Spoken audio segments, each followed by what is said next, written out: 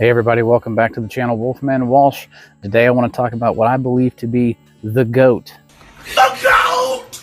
Of the modern traditional slip joint knife category.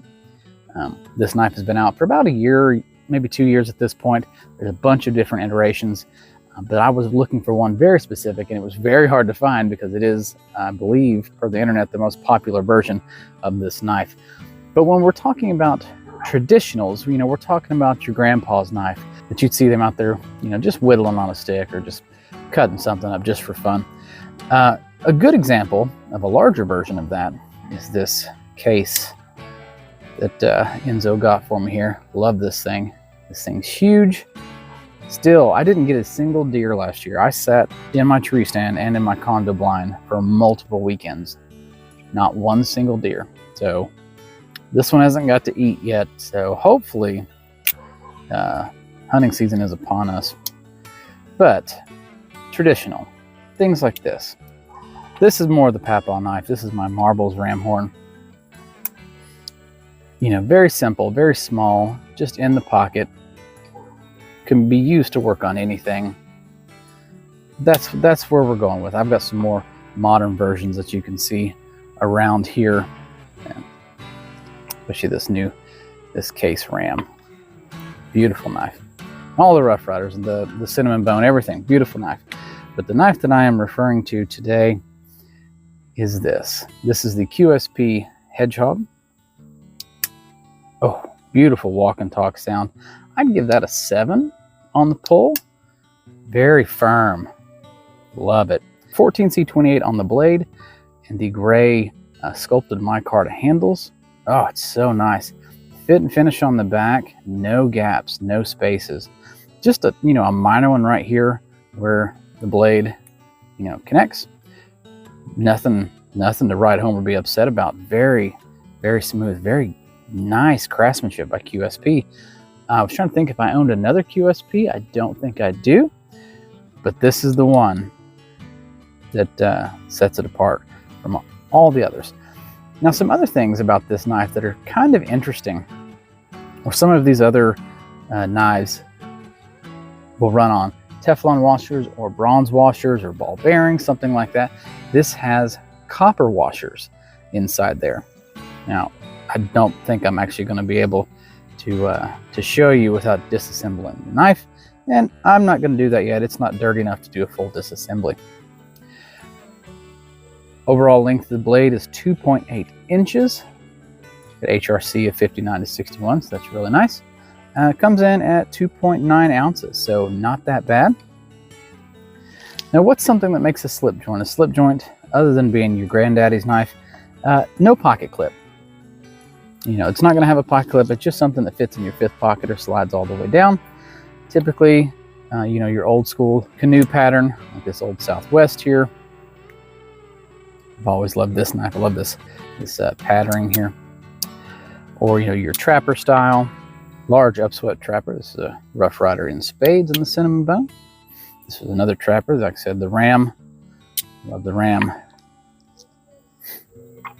And the buck 55 here, the David Yellow Horse. Beautiful knife, beautiful design. I think this knife ticks a lot of boxes for people that really are in the old school. I'm only carrying a traditional pocket knife. I don't like these modern flippers with all their gadgets and gizmos. And what the f? Did I say that backwards? You'd think I was drunk. It's 3 o'clock in the afternoon, and it's a beautiful day outside. Gadgets and gizmos. But if you're looking to get someone from the traditional world into the modern world, I don't think you can go wrong with the QSP Hedgehog. Just a few more things to point out here. There was a knife that predated this one that Rough Rider did, and it's called the APTA. Very similar size, very similar shape. This has a pry bar section on the front a little bit. Just a nice little swedge, if you will, much smaller non-match strike pull, if you will. And this is in a copper handle. Not as shiny and bright as it was when I first bought it. It's patinaed up kind of slowly, actually. Well, you see that? Kind of slowly in comparison to one of my other copper knives, but still looking very nice just the same. When I purchased this one at Smoky Mountain Knife Works, it was on sale for $20. I'll have to go back and look at that video. I can't really remember. But this is in 440 copper. Just 2 screws holding it together. Not a lot of details. A little bit of gap on the back. Not super flush, but it's been a great knife. There's no like side to side. There's no up and down wobble or anything like that. It's about a 4 or 5 on the pull. Decent walk and talk. But just in comparison to the QSP, such an upgrade. Beautiful, beautiful. No gap, no spacing on the back. Super smooth all the way through. Beautiful micarta. Love the texturing on there. Or the scalloping, I guess you could say. You see the scallops there? Nice. Something else that a modern typically doesn't have. Yep, dogs are barking. Sorry about that. Neighbor dogs. Is this lanyard hole. Now, I'm not going to put a lanyard in there because I don't think a lanyard is necessarily necessary. What? Used to work at the Department of Redundancy Department. Nope.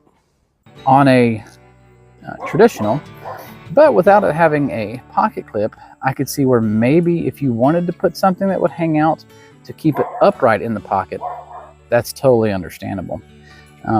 I do have a pocket slip that I carry this in, and the pocket slip has a clip. So if I'm wearing slacks that don't have a fifth pocket or coin pocket, whatever you want to call it, I will have this in that slip to keep it upright and secure, not just, you know, sliding around my pocket all day. I don't think I mentioned what the price was, so I'll apologize in advance. I may have thrown it on the screen earlier in editing just to, you know, let you know. But the price of this, if you can find it, is about $50. There are different versions and varieties with different handle materials that can go up to $150 of with the fat carbon fiber. So I think this is overall the better value, the better use, it's the better bang for your buck version. And I think the internet would agree with me because it's always sold out. So if you can find one, I think it's a great knife that you should add to your collection or to someone else's. You know, the holidays are always coming up, always. So if you're thinking about, hey, I know a guy's only into traditionals, get him one of these. See if you can get him in to the new modern area. And I've never been a traditional guy. Even when I started being a part of this channel, I didn't really own any traditionals. This was my very first one. So, and I thought, you know, it's cool, but I like the flippers and the thumb stud type knives. And as you can see, and I don't have all of them out here. I do have a few more in the case, but I just wanted to bring these out as a, you know, demonstration. I've gotten more and more into the traditional knife, patterning, just how functional these actually are. So you can teach an old dog new tricks every once in a while. Well, that's all I've got for you today. Thanks for stopping by. Like and subscribe if you're new. Leave us a comment. Tell us what your favorite traditional is or your favorite modern traditional is. We'll see if we've got it. You know, if I don't have it, Enzo's probably got it. He's got a bunch of the traditional knives. So thanks for stopping by. I've been Wolfman Walsh for Knox Knife Mods. Take care.